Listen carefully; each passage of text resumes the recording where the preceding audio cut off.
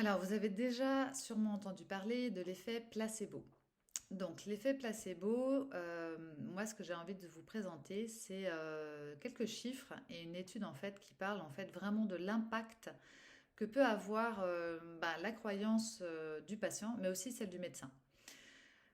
Si je vous dis que votre médecin, quand il vous donne un traitement et qu'il y croit que vraiment il est efficace, qui va permettre d'améliorer les symptômes, peut-être pas de vous guérir totalement, mais en tout cas d'avoir un effet bénéfique, et que vous recevez ce traitement en y croyant aussi, en vous disant, ah, ce médicament, il a l'air, en tout cas de ce que me dit le médecin, efficace pour ma maladie, pour mes symptômes. J'ai donc confiance que ça va marcher. Donc ça veut dire que les deux, ils ont une confiance en tout cas dans le traitement qui est proposé. Et dans ce cas-là, alors que c'est un placebo à la base, mais que les deux personnes y croient, et ben, il y a 72% d'amélioration de l'état du patient. Donc il faut quand même dire que c'est pas négligeable.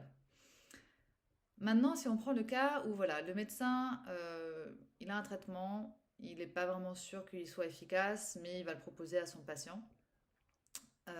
Et on sent que quand il lui propose, il n'est pas hyper convaincu.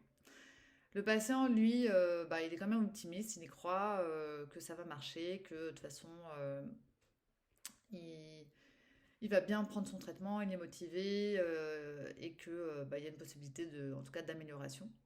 Et ben en effet, dans ce cas-là, même si le médecin n'y croit pas vraiment, il y a quand même 60% d'amélioration de l'état du patient dans ce cas-là. Maintenant, on prend l'inverse.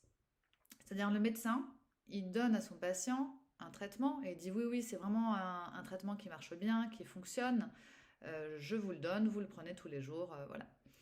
Et là, le patient, lui, il n'y croit pas trop, ça fait le 10e traitement qu'il teste, il a un peu désabusé en fait, donc il le prend sans conviction. Et bien là, on chute à 38% d'amélioration. C'est-à-dire que s'il n'y a que le médecin qui y croit, mais pas le patient, et bien là, ça chute vraiment. Je vous rappelle qu'on était à 72 puis 60% avant. Maintenant, dans le dernier cas qui est le pire, c'est-à-dire le médecin, il vous donne un traitement, il n'y croit pas vraiment parce que il n'a pas encore prouvé beaucoup d'efficacité ou voilà, c'est quelque chose qu'il ne connaît pas, peut-être. Le patient, il le reçoit pareil, ça fait le 10e traitement qu'il teste, il n'y croit plus vraiment. Donc en tout cas, les deux n'y croient pas. Mais il le teste quand même.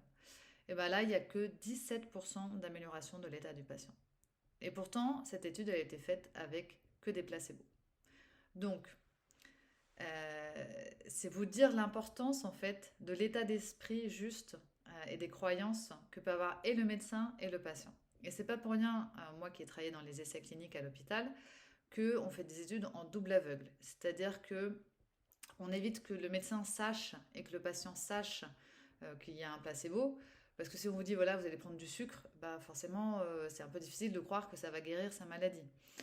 Donc, le fait qu'on vous donne un traitement et que potentiellement, on ne sait pas si c'est un placebo ou pas, il va y avoir une position un peu plus neutre. Mais en tout cas, ce qu'on essaie de faire, c'est que le médecin, quand il le propose, vu qu'il y a une chance sur deux que ce soit le vrai médicament, il va quand même croire et faire en sorte que ce qu'il donne à son patient va marcher.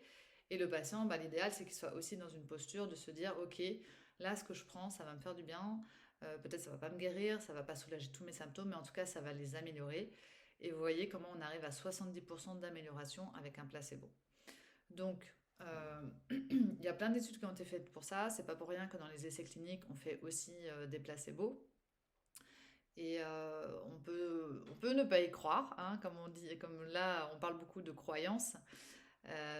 Mais vu que dans le cas où les deux y croient, il y a 70% d'amélioration, pourquoi ne pas se mettre dans un état d'esprit où justement on va y croire? Et c'est un peu comme dans tous les domaines, c'est-à-dire si vous démarrez un marathon en vous disant bah non mais de toute façon je vais jamais arriver à faire les 42 km, à votre avis est-ce que vous allez y arriver?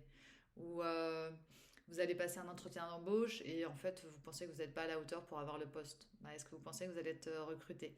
Donc c'est la même chose dans la santé en fait, c'est-à-dire quand vous allez démarrer un traitement, quand vous allez prendre en charge votre santé, prendre soin de vous, Même juste des fois prendre un rendez-vous chez le médecin, rien que le fait de faire de la démarche, de dire bon, là je vais prendre du temps pour moi pour aller voir, parce que ça traîne, parce que je suis fatiguée, qu'il faut quand même que je me prenne en charge, souvent ça va mieux.